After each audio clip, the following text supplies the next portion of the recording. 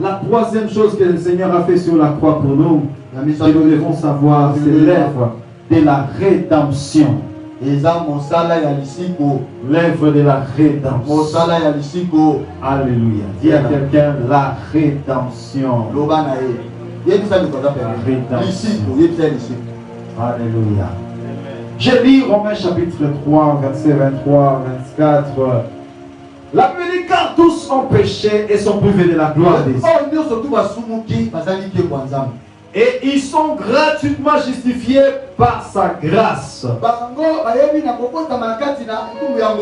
le moyen de la rédemption qui est en Jésus-Christ. Par le moyen de la rédemption. La rédemption, c'est le rachat. C'est-à-dire quoi? Nous avons déjà tous été perdus et vendus au péché et à la mort.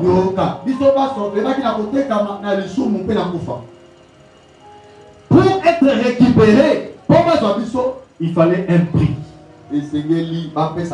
Et selon la loi, le prix doit être égal à la condamnation ou à ce que quelqu'un a fait.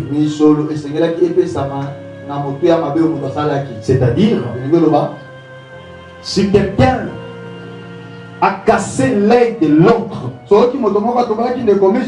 sa condamnation est de casser son œil.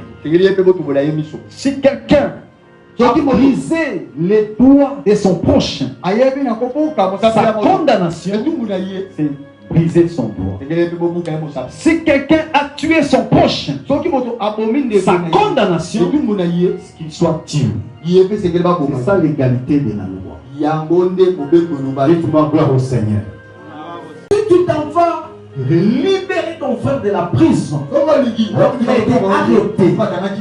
Lorsque tu payes la rançon, lorsque tu payes sa dette, lorsque tu payes sa condamnation, et que tu fais sortir ton frère de la prison, et que vous rentrez à la maison, lorsqu'il sort comme un juste.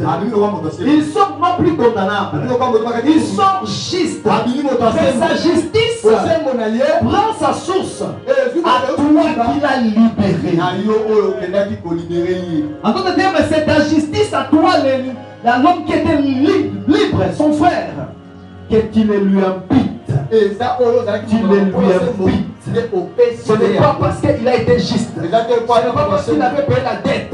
Mais c'est à cause de ce que toi tu as fait. C'est la même chose avec ce que Jésus a fait. Nous sommes saints. Non à cause de nos œuvres de justice, mais à cause de la sainteté de Jésus. Lorsque nous a libérés des péchés de la perdition, il a pris sa sainteté, il a mis son étiquette sur nous.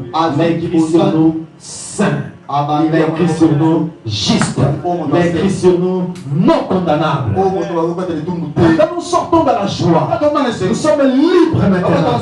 La Bible dit qu'il n'y a plus de condamnation pour ceux qui sont dans Jésus-Christ. Je suis libre. Tu es libre de péché. Tu es libre. Tu n'es plus condamnable. Tu es ressuscité de la mort. Nous sortons dans la joie. Nous marchons dans la joie. Je suis libre. Je suis libre. Je ne suis plus condamné. Oui, tu as raison de dire. Tu n'es plus libre. Tu n'es plus condamné. Mais tu dois savoir la coutume de tous ceux qui ont été rachetés par les gens.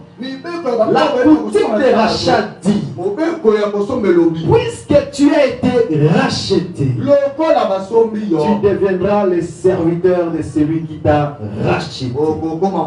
Parce que le prix de rachat de celui qui est condamné à mort était tellement grand que si quelqu'un ose à le faire, s'il te prend, s'il te libère, tu sors, c'est que tu deviens sa propriété.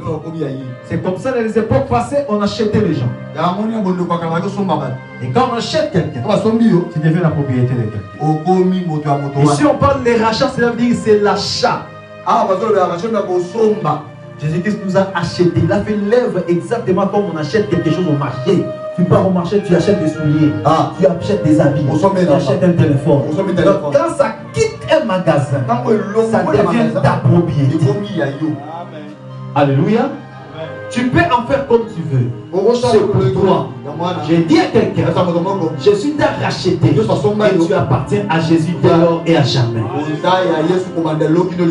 Dès lors et à jamais. Jésus t'a racheté et tu deviens la propriété de Jésus dès lors et à jamais. Tu